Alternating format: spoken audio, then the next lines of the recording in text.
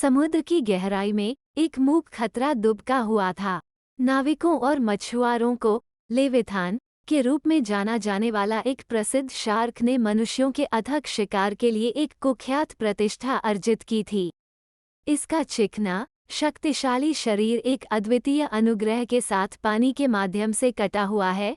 इसकी शिकारी प्रवृत्ति पूर्णता के लिए सम्मानित है। सीव्यू नामक एक शांतिपूर्ण समुद्र तटीय शहर के बीहड़ तट के साथ लेविथान की उपस्थिति के फुसफुसाते हुए स्थानीय लोगों के बीच प्रसारित किया गया। भयानक मुठभेड़ों और लापता तैराकों के किस्से ने समुद्र को भय और अनिश्चितता के स्थान में बदल दिया था। शहरवासी आशंकित हो गए, उनका रमणीय जीवन एक अनदेखी आतंक से प्रभावित था। निवासियों में कैप्टन बेंजामिन हार्टले, एक अनुभवी मछुआरे और सेवानिवृत्त नौसेना अधिकारी थे। कर्तव्य की भावना और अपने समुदाय की रक्षा करने की इच्छा से प्रेरित, उन्होंने स्वयंसेवकों के एक समूह को सीव्यू गार्जियन बनाने के लिए इकट्ठा किया, जो लेविथान की पहेली को समझने और शहर के पानी की सुरक्षा के लिए समर्पित एक टीम थी। शार्क की शिकारी प्रकृति की अफवाहों के रूप में गार्डियन ने लेविथान के रहस्यों को उजागर करने के लिए एक खतरनाक मिशन पर शुरू किया।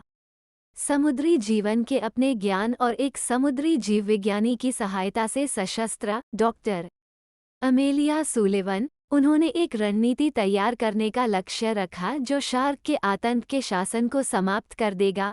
उनकी खोज में अभिभावकों को कई चुनौतियों का सामना करना पड़ा। महासागर विशाल था और लेविथान की चाल अप्रत्याशित थी। इसने अपने पीड़ितों को बेजोड़ सटीकता के साथ निशाना बनाया। प्रत्येक हमले के बाद गहराई में गायब हो गया, कोई निशान नहीं बल्कि भय और तबाही। अटूट संकल्प के एक व्यक्ति कैप्टन हार्टले ने समझा कि उन्हें अपने अगले कदम की आशा करने के लिए शिकारी की तरह सोचने की जरूरत है।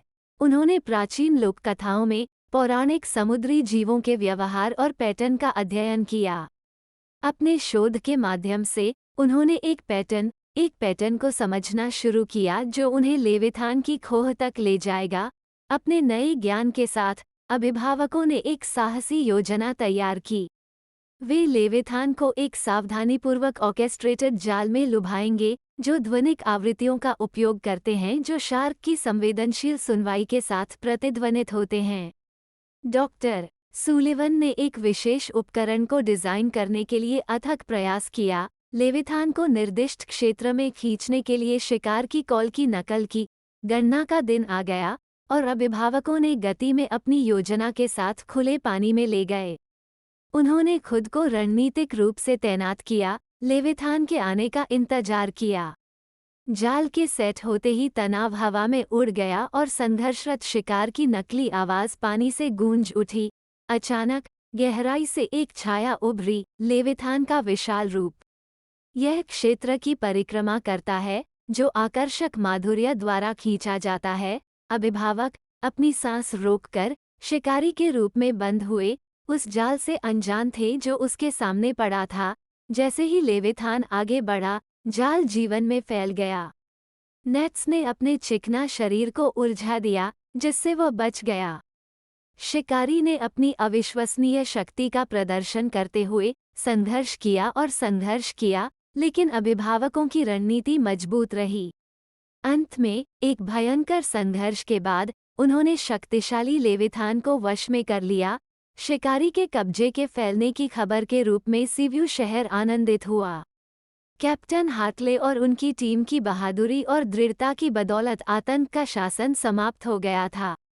लेविथान, जिसे एक बार एक अजेय बल के रूप में आशंका थी, अब निहित था, उस समुदाय को सांत्वना प्रदान करता है जो बहुत लंबे समय तक भय में रहता था। इसके बाद सीव्यू गार्डियंस ने समुद्री जीवन के साथ सह अस्तित्व के बारे में जनता को शिक्षित करने के लिए एक महत्वाकांक्षी पहल शुरू की। उन्होंने भय को समझ में बदल दिया, लोगों से समुद्र के नाजुक संतुलन का सम्मान करने और अपने निवासियों की रक्षा के महत्व पर जोर देने का आग्रह किया।